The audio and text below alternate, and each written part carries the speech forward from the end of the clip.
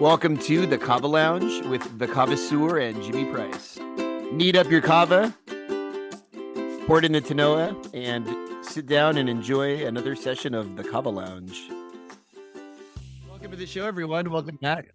We're going to be talking tonight or today, whenever you might happen to be listening to this, about the Hawaiian mission crisis of 1874, which is also known as the Ava Rebellion or the Kahana Rebellion in terms of what happened here. It's very interesting. It's just like a little slice in history that happens to be quite Kava related that also talks about how specific cultures, when they try to mesh with others in these sort of ways, may end up causing more friction and harm that if people go into it blindly and don't make sure that they're taking everything into account when they're making their steps, it can go south. And this is one of those instances where it didn't go well for the lead person of our discussion here. Mission President Frederick Augustus Herman Frank Mitchell. Yes. That old chestnut. Warren. We'll start with a little bit about his background and overview. He was introduced to the Latter-day Saints and he was converted at the age of 10. And he took his wife at his age, I think he was 21 and she was 14. This was one of the people that were sent out for the LDS, the Church of Latter-day Saints, the Mormon Church is where these people were coming from. Doug, you take it for a little bit. Yeah, sure. I just want to set the stage here because this is super interesting to me. I went through a phase about like 10 years ago where I became super interested in Mormon history. I don't know. That's like the most random thing a person could possibly say. There was this podcast that I was listening to. It was called Naked Mormonism, and it was this guy who grew up in the Church of Latter-day Saints and then left because he had friends who were gay and were like suicidal thoughts, and like he didn't agree with the church's approach to how they treated those people. But he also is very respectful of Mormon history and he's fascinated with Mormon history. So he goes back and talks about the history of Joseph Smith and like the founding of the Church of Latter-day Saints and like the move west. And then he even gets into the missionaries going to the Pacific Islands and Africa and stuff. And it's just super interesting. So when you shared this article with me, at first I was like, wait, what the hell is this? And actually the article is written by a Mormon. So I thought that was interesting. And it also shows that they're trying to examine their own flaws and look at their own history and look at the things that they've done wrong and trying to like make the church better and more inclusive. I think we should celebrate that. I have no like negative value judgments against Mormons or like any religious group of people. But it's super interesting because the article opens with this statement where the author says, as the church moves into new areas, missionaries and their leaders need to be culturally sensitive and not impose rules that have not been officially decided and that clash with deep-seated cultural values. If poor judgment has been exercised, then a Christian spirit of forgiveness. And it's cool because he's discussing this thing that happened in Hawaii where this Mormon missionary came in and tried to stop people from growing and selling and drinking kava.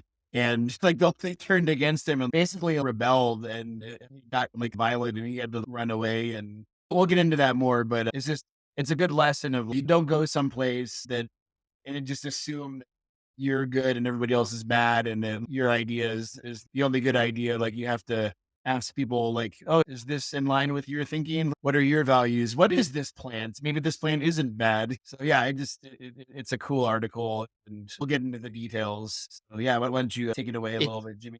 The author is Lance Chase. And like I was saying earlier, they're doing a little bit of an overview, an introduction. That first part you were talking about was the rift between the Hawaiian Latter-day Saints in the Kahana Valley and the LDS Church. And I guess what we should do first is define some of these words because some of our listeners may not be familiar with some of these words. The word of wisdom, I think it's good for us to go over that for just a second, just to talk about what that is in Mormonism. The words of wisdom advises abstaining from certain substances and practices while recommending others. Key parts of this are abstinence from alcohol, abstinence from tobacco, abstinence from hot drinks, promotes the use of herbs and fruits, The meat consumption, it says the word of wisdom advises that meat should be eaten sparingly and emphasizes that it's only pleasing to God if it's consumed only in times of winter or cold or famine. And then it gives other things about grains. It is basically their adherence doctrine to daily life and what is pious or holy or what is seen as righteous. So this is where it all bubbled up from, is this document and how it was interpreted between different individuals in the Mormon church. And it just so happens that we get Mr. Mitchell here that has a very hardline interpretation that means any sort of thing that can be construed as intoxicating at all, even though he himself and other people in the Mormon church had alcohol, but only used it medicinally. But let's see here, where were we? Okay, conflict arose, and then words of wisdom. But that's a good thing to make sure that we understand that before we go forward because of how crucial it is and how different those interpretations can have a reflection on reality and humans and can actually cause harm. So that's good for us to get that down. We should talk a little bit more about Mitchell's past. Yeah, I wanted to talk a little bit about Mitchell's history and like his character. I think it's good to look at his character to do some broad brushstrokes of Mitchell's backstory. And I think if you look at his backstory, you can see like he is the problem, right? Like Mm. this, what was it again? The words of what? Word of wisdom. The word of wisdom. The word of wisdom, I think, in and of itself is just like a religious like dogma, which may or may not be problematic. But like, he's like a bad guy. At least like when he's younger. I don't know, maybe he got like nicer as he got older. The article seems to imply that. But when you look at like his early history in 96, he goes to California to some mining town called Placerville. I don't know where that is, and I'm from California. And he gets to this town, and the way that they describe it, it's like this Wild West, and like fair enough, like 1856. I'm sure it was like very much like the Wild West, like the 49ers kind of time. And he gets there and he says he felt the influence of hell. And he's with another like Mormon guy, Elder William B. France, and they're talking about like how like this town is full of whores and gamblers and drunks, and they're like fantasizing about like this town being consumed by fire, and like they want God to destroy this town. And this is like crazy. Sorry, excuse my French, but that it is like really disturbing to read this stuff because then like an actual fire happens and there's this giant fire and like the buildings are burning and people are like dying and screaming. And it's like this horrible experience for the people in the city. And he says, I felt that it was the judgment of the Almighty, and then it would be wrong for us to give one helping hand to any whore or whore master. And then they climb up to the top of this hill above the town. They're looking down on the town. And he wrote in his journal or whatever, I had the satisfaction of seeing those persons whom the evening before had wallowed in abomination and filth, bereaved of home and property. So this man he is a bad guy. If you're like looking at people's like homes burn and you're like, yes, this is the good, then you're probably like not in the right kind of history. I put a note right there that said Sure. there's absolutely no hate like self righteous love. He couldn't even see his own shared humanity through the veil of his personal prejudices. And that stuck out to me. And then that's what made me read the rest of this paper. I was like, good God, this guy is a real. And he was. And that's just the beginning. So they landed on June 3rd, 1873, and took over the residency from of one of the LDS upper higher up guys. And let's see here. And it's this, let's see, where are we next? Lay seemed to change in October 1873. And then Mitchell introduced his version of the word of wisdom and spoke very strongly upon its necessity of its observance. It's likely that Mitchell, let's see here, he really is, he's a beehole. Like he says, that the saints who gathered to the plantation at Lay must not understand that they would be fed without work. He's saying that they won't be fed without working for it. And it's just like what you expect from someone who's just, Yeah, what's like a wrong with slave master. Yeah. Exactly. Yes. And then he said that they agreed to relinquish their tobacco, kava, beer, etc. And then from the October to the end of the year, Mitchell kept urging compliance with it. And of course, some people would do it. But then in January, and this is where kind of it starts to pop off, he decided to order Kava or all the Ava on the island or in his area burned, pulled up and burned. Something that they actually were exporting at the time. I found Yeah. that very interesting. They were exporting Kava to New York, and I Wild. think they Yeah. were using it because at the time snake oil was pretty prevalent. That was before the FDA, the Pure Food and Drug Act. It was like right there before it. That was when you see gonosan and all those other there's a ton of those different snake oil remedies that had Like kava in them. tinctures. Yeah. Yep, that cured everything from broken bones to rheumatism to, like, cancer. I had a book in my possession where you could thumb through, and every single page was page after page of health claims of how it cured something or another, and it was all it's funny that it was all in the same tense. It was all written by the same person. Is that I found that little pinpoint in that to be quite interesting to see that they were exporting kava to the United States mainland, New York. So there was a commercial in consumption of kava even back in the late 1800s. And I guarantee there were as many kava liver failures as we see today. Zero. But it goes on here to talk about he had a partner that was with him that was his right hand man, is like his second in charge. He would help with taking care of the plantation and everything. And his name was Harvey Clough. And he was like the polar opposite of Mitchell. So he was someone who was slower, more methodical, and he cared about people and made sure that people were taken care of first. And he makes a remark. He tries to suggest something. Clough talks about he was prejudiced and racist and stuff. And then he had a dream. It's funny how dreams can help you change all of a sudden to be all open and upthing. But he had a dream of a gospel of clean and unclean animals being lowered from heaven, and this changed his heart. And from that point forward, he had become a friend and advocate of the Hawaiian people, and he worked alongside Mitchell. Mm. So these two people were the ones running this plantation, this sugar mill plantation thing, this Mormon kind of outpost in Hawaii. And there is one part on here that Clough does give a more of a glimpse into Mitchell's character when he says that he said something to Mitchell, and Mitchell said, "If I needed your advice, I would ask for it." And the guy he wrote in here, he says that you certainly will have to ask for my advice yet, dear sir. And then Clough recorded in his secret satisfaction that Mitchell had indeed asked for his advice, as Clough had predicted someday he would. So he at least held a steady grudge. So we have that about Clough, but he is the padding to the story. He is what kept the Hawaiian people from killing these guys. It seems he seemed to be more of somebody that tried to make things better than Mitchell was.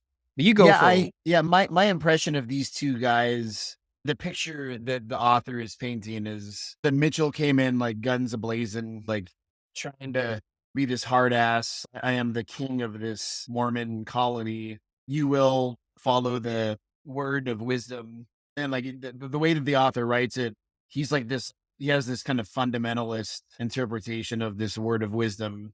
And it's like fire and brimstone kind of stuff. Like, you will listen to me. And he wants to treat these native Hawaiians like they're like subhuman and like they're his slaves. But then this Harvey Clough guy comes in and he's like 1873 liberal. And it's like the authors make no mistake, this guy was racist, but compared to Mitchell, he was a little bit more open-minded and amenable to finding some like common ground with the native Hawaiians. And then he comes around even more to where like he has like you said, a dream, and he it like tempers his prejudice of the native Hawaiians. And he finally it almost seems like he's a little bit of oh, what's the word I'm looking for? A double agent. Like he's a double agent for the Hawaiians. And he's like working with them in a way to undermine Mitchell because he sees that like Mitchell's actually like not a good guy. And I'm sure that Mitchell had told him all about this like town burning and how much he loved it. He was probably like, oh, like let's not let that happen again. yeah, So keep him away maybe, from towns. yeah. So maybe he was like, oh, we should probably find a way to neutralize Mitchell before Mitchell casts these people out from this colony or kills them or like we die in their hands. Right. He could see what was coming. Yeah. He could see what was coming. Yes, exactly. And I think let's see where that leads us to. The Awa themes, the Awa. Ava themes. Oh, okay. It is, and for those listening, the apostrophe A-W-A is how it's spelled, but it's pronounced with a v like a Mhm. V. And I'm guilty of that. When I came to Kava, I was like, "Awa? What do I need awa for? Hiwa? What kind of cultivar is that?" Yeah, I get it. I get it, and yeah, nobody's judging here 'cause I've definitely done it. Let's see here. And let's go back and say, after we talked about Clough, the next thing is the Ava and the practice of the word of wisdom. So this will be the part where they speak about how Mitchell arrived at the islands in a new mission, and Clough actually advised. He told Mitchell to be more moderate and tell the Hawaiians they must plant no more Ava than the current crop and was harvested and sold. But that wasn't far enough for Mitchell. He had to go and say, no, this has to they have to pull this up. They have to uproot all their plants and burn them. And it didn't go over well. It was worth several $1,000s at the time. That's a lot of And money in so in 1876. Yeah. 1800s, yeah, it was a big chunk of their income, and they still had to exist in life, and they had to pay their bills and all that stuff. Let's see here. It says no records exist of the reactions of the local members to Mitchell's announcement of the ban on Ava in October. Surely some felt sorely pressed, and I would say that probably is a quite understatement in how people felt. A plant that they'd be like telling the Hawaiians that you can't grow taro anymore, or kalo, Mhm. you can't, that's off limits now, you can't grow that. Just like, who do you think you are? And I think that kinda came across here. I think the Hawaiians were just, it had enough. It didn't get violent. Mentions the mill breaking out on fire, but it Yeah. doesn't talk Yeah. much about it. It just says it was put out, and that was that. The timing of that is quite interesting, but They burned it. I I hope that someone set it on fire. Just hope. I don't wish ill will on him, but it would be bad to stand in the way of the vengeance of the Lord against him. I mean, to be fair, this guy took joy watching a city burn, like people die in like a terrible like urban fire. So I feel like the sugar mill burns down, nobody gets hurt. I feel like that we can see that as a little bit of justice. Absolutely. Yeah, I'll take that irony for sure. And let's see, what part are we on now? Oh I want yeah, to ask you, go ahead. Jimmy. I want to ask you, and maybe we can explore this. I didn't get an understanding from this paper about the use of Ava by the native Hawaiians and Kahana. Were they? Do you think for him to be like upset at them for growing it, it must be because like they were drinking it, but it doesn't really talk about that. Do you think they were just selling it to people in New York for money, or do you think that they were also drinking it? They were drinking it because it talks at the beginning about how taken in large quantities of it has a narcotic effect. And I don't think it went too far into that because of the author and who he was writing to in his audience. I don't think that he would have gone deep into the actual consumption of Ava other than saying that it was a sin. I don't think that they would put much more time or effort into it. And they even say it can produce blindness and palsy. You know what? If you think about it, if you drink enough kava and you have to close one eye to see, I guess it caused blindness in one eye, and then palsy, that's when you lose control of part of your body, and yet, if you drink enough kava, you can look like you're trying to dance yourself across the parking lot. That's true. That's very true. So I Also, get where that's coming from. I was just gonna say the palsy too, like your mouth becoming numb. Because Mm, isn't Bell's palsy like where half your face like kind of yes, goes? goes numb. Mhm. Yep, and yeah, I can see that was a bit of an embellishment there. That's probably why they didn't talk much about whether what people were doing with it and or how they were consuming it. Clough advised getting the Ava crop grow to harvest, but did not mean that he was a rebel where the word of wisdom was concerned. Church members voluntarily complied with the word of wisdom until the 1920s when strict adherence became a requirement for temple recommends. I don't know what that means. Thus, in 870, church regulation was not as rigid as interpretation of the word of wisdom and did not justify the destruction of the crop. In short, neither rule, reason, nor revelation supported Mitchell's abrupt and harsh decision. I thought that was a good paragraph there from to outline how this was appearing not just to Clough, but also we'll see later on that also Brigham Young himself agreed He was rogue. He went rogue agent, and he decided he was gonna lord over these Hawaiians, Yeah, and literally. they didn't like it. Yeah, that so just to like my somewhat basic, but maybe like richer than average understanding of Mormon history from a non-Mormon person, like and keeping in mind that this paper is written for Mormons, written Mhm. by a Mormon, and like to help other Mormons understand how best to approach other cultures. When he says, in short, neither reason, rule, nor revelation supported Mitchell's abrupt and harsh decision. So like that the use of the word revelation is really important there because in the Mormon faith, like the leaders of the Mormon church continue to have revelations from God. That's part of like religion. And a revelation from God can like change, it can create a new rule or a new principle that people are supposed to follow. And so the author is saying that there was no revelation that came from the Church of Latter-day Saints that supported Mitchell's interpretation of the word of wisdom. So basically, like he was like you said, he had got a rogue, and he was like this Taliban, like hardcore fundamentalist who is ruling over these people with an iron fist. And his decree for them to dig up all of their lava and burn it was like totally like beyond the pale. That's what the author is saying. Completely. And here we go. Faced with possible violence because of how he decided to make the announcement, he decided to do this in a manner of traditional konohiki. I believe that's the word. And it says, and it's in parentheses, it says a chief's appointee in charge of an ahopua land and a land division. So it's he proclaimed the law by the land of ancient custom, being non-Hawaiian and someone from Utah. The Hawaiians reacted immediately and fiercely, is what it says, with defiance. And here's where he turns to his buddy Clough, who he will ask for advice when he so needs it. So apparently, this is one of those times. He says, faced with possible violence, Mitchell turned desperately to Clough for advice on how to curb the rebellion. And of course, Clough helps him and stops at least stops them from being killed, stops them from being thrown out of there.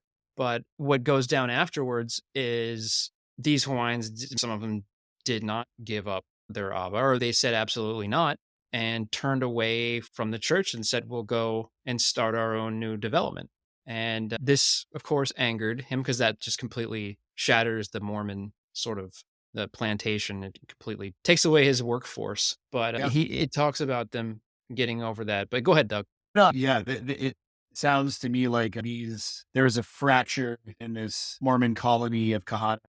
Some of them like ran off. I don't know who this Lua guy is. Like they mentioned that there's a guy named Lua who's one of the most vociferous rebels and a member of another faith. They somehow convince him to go home, and then the people follow him. Did you read that and like, get confused? He told one of his advice was to tell Lua, which was someone that they followed closely, to go home, and it everybody followed him. So they knew to tell him to leave that would quell the whole the at least the beating that was about to commence. And that was true. It did stop that. And Yeah, he the people went off. It said this had a wonderful check on the tumultuous uprising. And Fred Frederick Mitchell. It says that at this point, a man of lesser resolve may have considered his decision, not Frederick A. Mitchell. He made the small concession of paying for some of the destroyed Ava.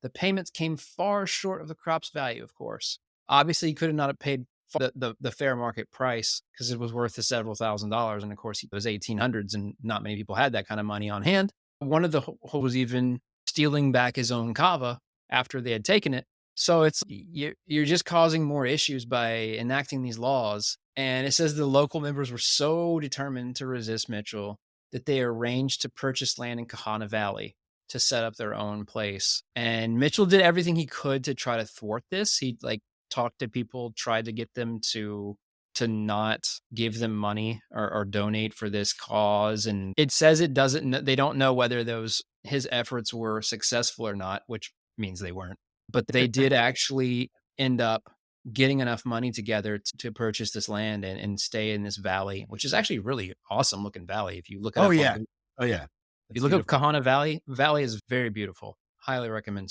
checking that out. I wanted to go back just for a second because Mhm. this I just find this whole thing to be Mitchell is such an like he so he comes into Hawaii and he's like holier than thou, like sitting on his laurels, like I am the messenger of God, and he's like decreeing all this stuff. And it seems like where the hits the fan is when he starts like doing it through the Konihiki and like the he's using the local customs and the local structures and like the traditions to try to Get his way. convince the people to follow him. And they're like, okay, hold on a second, dude. Like you came in here like trying to push your on us about like your church and like we're okay with it, like on the surface. But you're like hating against our culture. Like you won't let us like grow this plant that we've been growing forever. And now you're gonna like start using our like customs to try to push your like enough is enough. Like we're burning down this sugar mill. And that's when the Curious Fire broke out. It's just like the nerve of this guy. And then Yeah, also that those two sentences when I read it the first time, there's that one about the horse is not Frederick Mitchell. I used like it seems a line from a trailer for the summer blockbuster. It's at this not Frederick. point, a man of lesser resolve might have reconsidered his decision. Not Frederick Mitchell. This summer, one man, Clough. Two men, 10 Tom Hanks wives. is Clough. Oh, man. And they even took him to the court of disfellowship, these Hawaiians that rebelled. And they were voted off the island. They were actually disfellowshipped from the Mormon church They're probably by like, thank God. and they wrote to Brigham Young. They wrote to Brigham Young himself and sought relief from the situation. And before even Mitchell could get back to Brigham Young, he already knew and was ready to pull him out of the Pacific and back to Utah. And his this whole thing was it could have been avoided by not being such a hardliner. And he caused pretty much a split down in his plantation, and people went and lived elsewhere and did not contribute to that plantation anymore. So he screwed himself in the long run and in the short run with being as difficult as he was with the people and their customary foods. Like I understand if you're talking about even coffee and everything. Like I get it, but Kava has been there way before Mormonism got there, way before anything that had anything to do with a Western religion arrived in an island. So I think Kava has the first say there, but that's just me. I'm biased a little. I don't think they were yet. Then they were thinking about like that kind of stuff. What one thing I was wondering about is the mechanics of burning the kava. If you're like you've seen kava, like it's tropical. The Kana Valley is like very tropical, and the soil is very moist. So I'm just imagining you have to dig up the kava and dry it, unless you have propane or not propane, kerosene or something. They mentioned something about it. The expenditures would be higher to burn the kava than it would be just to sell it and get rid of it. It would actually cost more money to burn the kava than it would be worth or something like that. Just like him being a hard ass trying to get his way and say, this is how it is. It just didn't go over well with the Hawaiian people. Yeah, But yeah. Apparently, it didn't. Yeah, he was recalled and he brought back to Utah by Brigham Young. There was a couple of people that followed with him. And I think Doug alluded to at the beginning of this that he was a real MF when he was younger, but tended to somewhat mellow out maybe when he was older. But even after he left pretty soon after this incident occurred, because they on the way to the ship, they avoided the Kahana Valley to as to not have to save face and walk through those people that just got you booted off their island. And he's just it's a great tale of what can happen when you don't take into consideration the differences in culture and also just don't be I think they could have sent anyone else there and maybe this story would never have happened. So it also is a great story just showing that you don't have to be a fundamentalist POS all the time. You can find ways to bend your ideals to understand another culture that you may just not understand. So it's just that simple sometimes that and it is complicated, but it is that simple that we don't have that communication there. And he didn't understand how close Kava was to the hearts of Hawaiians and how It's a literal connection to their ancestors before them. So it's a very deeply important plant, cultural keystone species that he tried to eradicate from that area, and it just didn't go over well. And that's great because there have been a lot of successful attempts at removing kava through missionary means and preaching that it's a sin or something that's bad and it's an intoxicant. You can't do that. So here we see kava be successful, and those people continue to grow kava and continue to consume kava with or without their permission, as they should have, because they didn't have to have their permission before we got to the island, before Mormonisms got there, before the Westerners arrived. So why would they need our permission now? And this is a great bit of evidence that they don't. They don't need our You- permission. And this is a cultural thing that has been around for so long that we borrow from. That when we consume kava, we consume history, and when this is part of it. And people would stand up.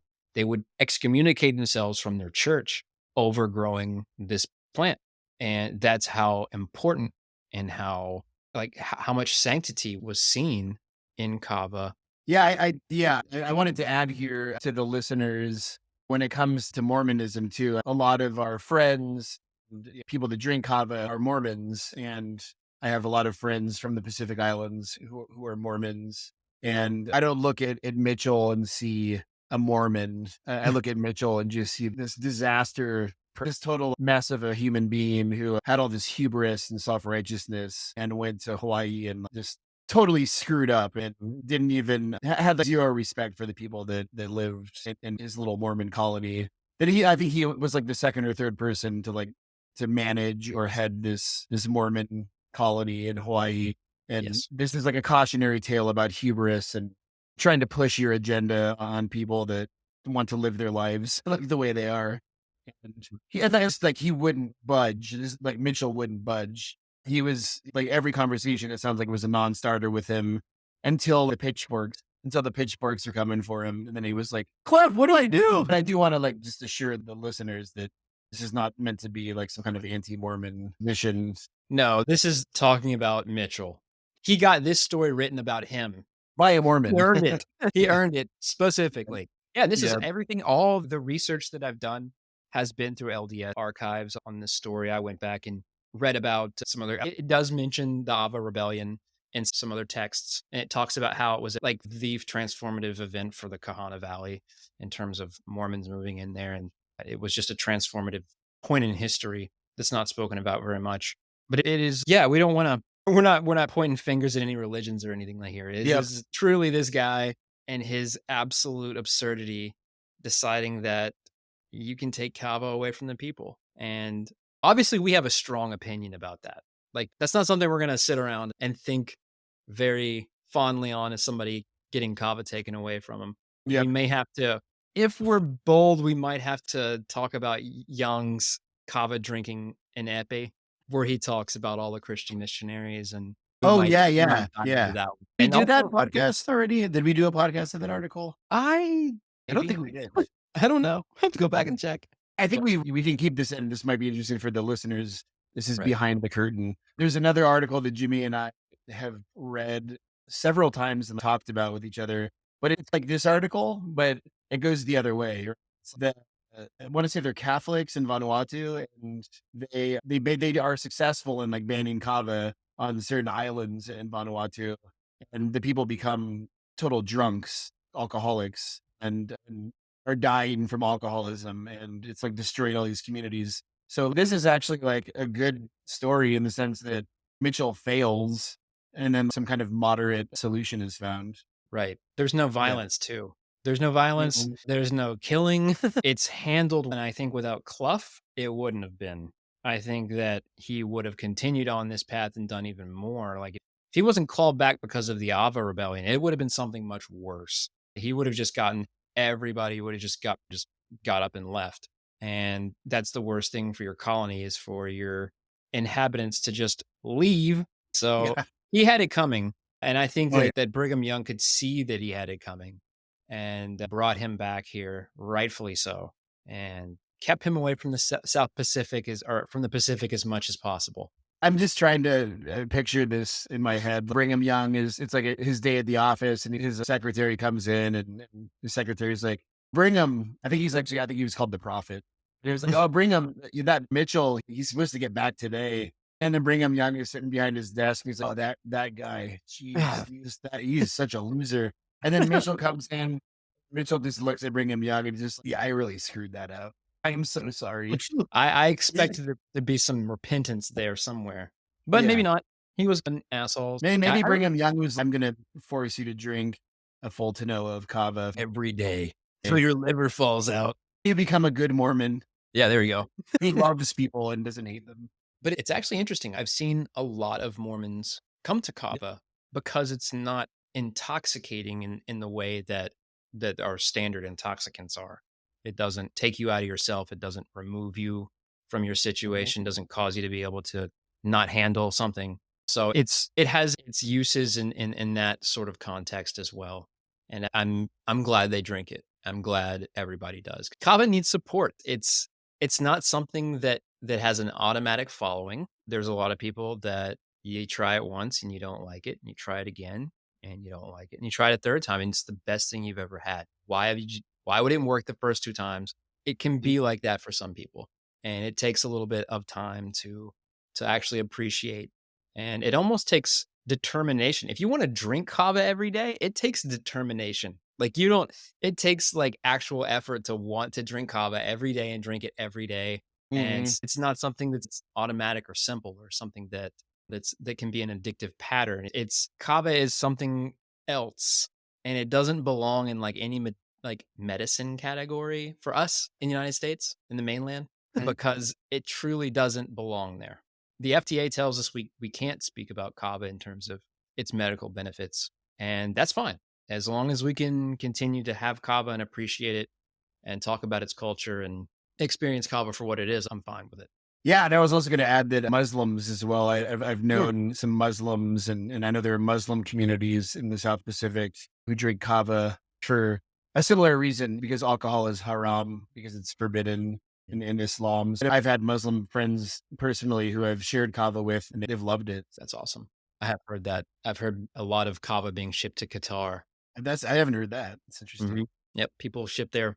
It's and I one of our friends is in the Navy? Navy? Somewhere there. The military. Yeah. He was stationed there and he got kava shipped to him. And he asked me, he's like, "Is it possible to get it here?" And I looked around and yeah, you can buy kava in Qatar and you can buy kava in lots of different places that you would not think that you could buy, and you still can. And that's good because we're not harming anybody. People aren't losing their jobs and beating their wives or husbands because they're drinking kava.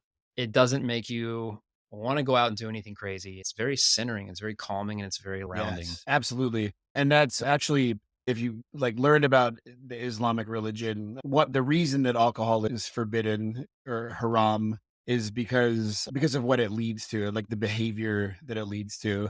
So the alcohol itself is not the problem, it's what it does to the person. Like it makes them more susceptible to erratic behavior, violence, greed, those kind of Mhm. things. So Yes, it does. All right, guys. I think that wraps it up for our podcast. We'll have to add a couple more to our bank here shortly. yeah.